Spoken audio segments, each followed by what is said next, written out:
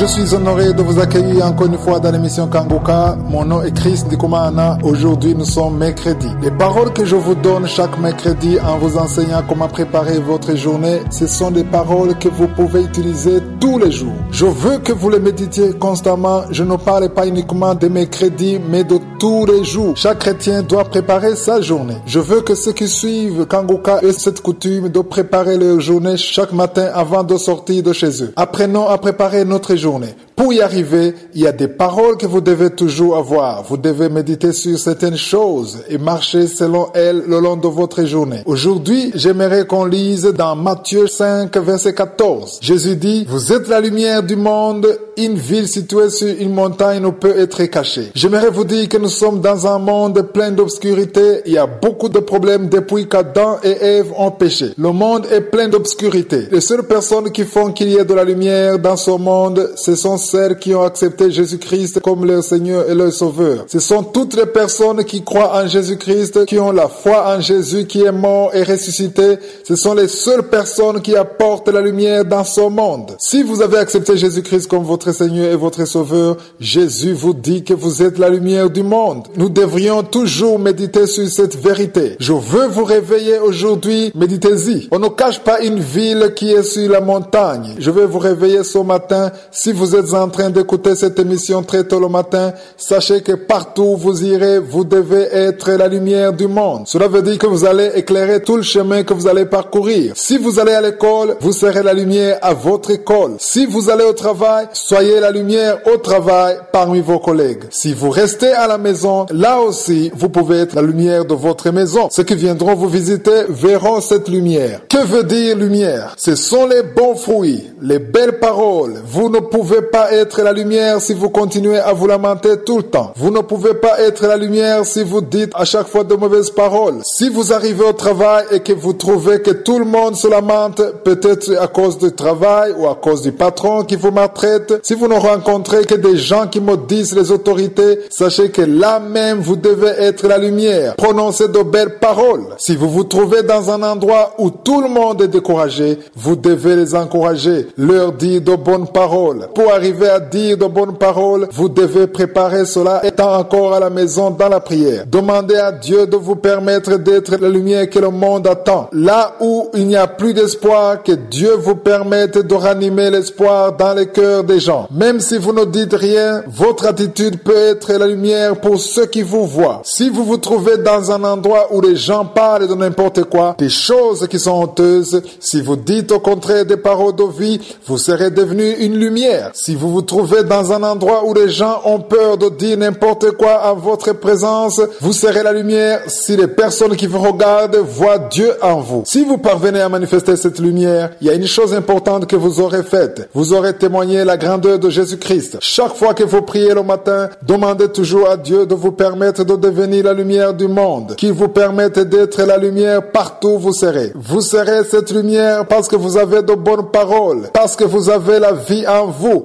parce que vous avez en vous la sémence du salut et que tout cela est manifesté dans votre vie. Ce qui fait que souvent nous ne sommes pas la lumière du monde alors que nous connaissons tout ceci, c'est parce que nous ne préparons pas notre journée. La journée se prépare dans la prière. Lorsque vous préparez votre journée, vous devez demander à Dieu la force, demander à l'Esprit de Dieu de vous permettre d'être la lumière du monde parce qu'à vous seul, vous ne pouvez pas y arriver. Vous pouvez aller dans la rue et rencontrer une personne qui vous insulte, qui vous dit de mauvaises paroles, un chef qui vous traite injustement, mais si vous avez prié le matin, vous recevrez une autre force qui vous permettra de surmonter ces obstacles et devenir une lumière. Même ceux qui vous verront seront étonnés parce qu'il y a une autre force que vous recevrez de la prière parce que vous avez préparé votre journée.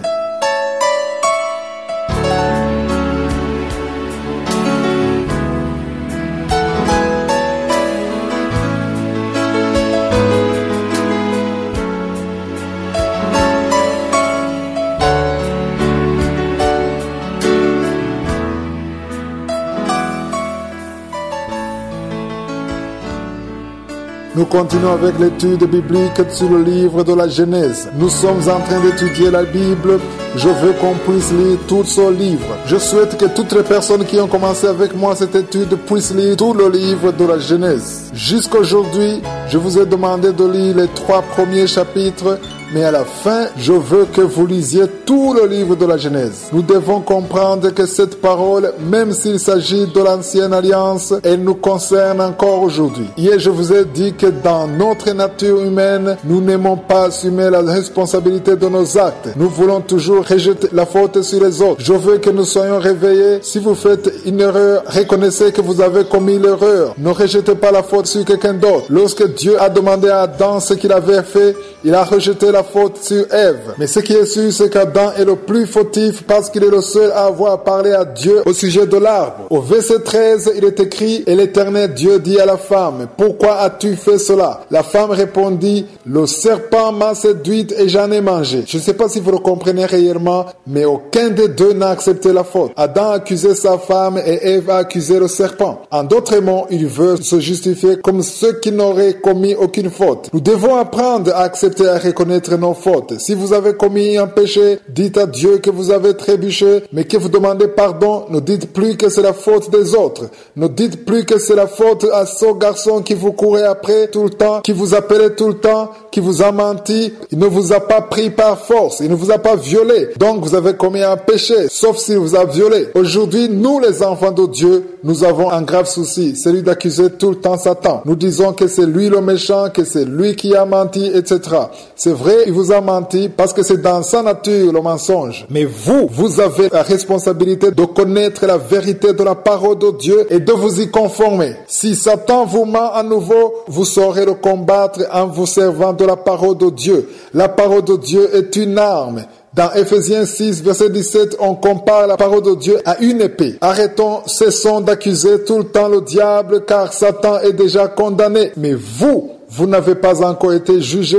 Cela veut dire que vous n'irez pas devant Dieu pour lui dire que vous avez commis l'adultère, que vous avez tué, volé, menti, parce que Satan vous a trompé. C'est vrai, il vous a menti, mais la parole de Dieu vous a averti de ne pas commettre toutes ces choses. Vous ne pouvez pas accuser Satan comme Ève l'a fait. Satan ne doit pas être notre excuse. Nous devons plutôt accepter notre faute et reconnaître que nous avons fait ce que Dieu ne veut pas qu'on fasse. Ce qui a suivi, c'est le châtiment pour la femme et pour l'homme et même aussi pour le serpent. Dans Genèse chapitre 3 verset 17, il est dit, « Puisque tu as écouté la voix de la femme et que tu as mangé de l'arbre au sujet duquel je t'avais donné cet ordre, tu n'en mangeras point, le sol sera maudit à cause de toi. C'est à force de peine que tu en tireras ta nourriture tous les jours de ta vie. » Je ne sais pas si vous le comprenez, mais la malédiction que connaît le monde n'a qu'une seule origine. Ça a commencé à l'époque d'Adam. Dieu dit, puisque tu as écouté la voix de ta femme et que tu as mangé de l'arbre au sujet duquel je t'avais donné cet ordre, tu n'en mangeras point, le sol sera maudit à cause de toi. On comprend donc bien que la malédiction vient du péché d'Adam. C'est pourquoi Jésus-Christ a porté la couronne d'épines sur la croix, le symbole de toute la malédiction qu'il a portée à cause de nous, lesquelles malédictions sont venues le jour où Adam et Ève ont commis le péché. Ce que nous sommes en train de lire dans le livre de la Genèse nous concerne aujourd'hui. Voici la preuve. Au verset 17, il est écrit, « C'est à la sueur de ton visage que tu mangeras du pain jusqu'à ce que tu retournes dans la terre d'où tu as été pris, car tu es poussière et tu retourneras dans la poussière. » N'est-ce pas ainsi que nous vivons aujourd'hui? Même aujourd'hui, il en est ainsi. Aujourd'hui, pour que vous puissiez manger, vous devez travailler dur. Vous vous fatiguez physiquement. Sachez qu'avant le péché, cela n'était pas ainsi. Il n'y avait que de la joie, tout était facile, il n'y avait aucun problème. Demain, nous continuerons à voir les conséquences du péché et quelles leçons nous pouvons en tirer aujourd'hui. Passez une bonne journée et que Jésus vous bénisse.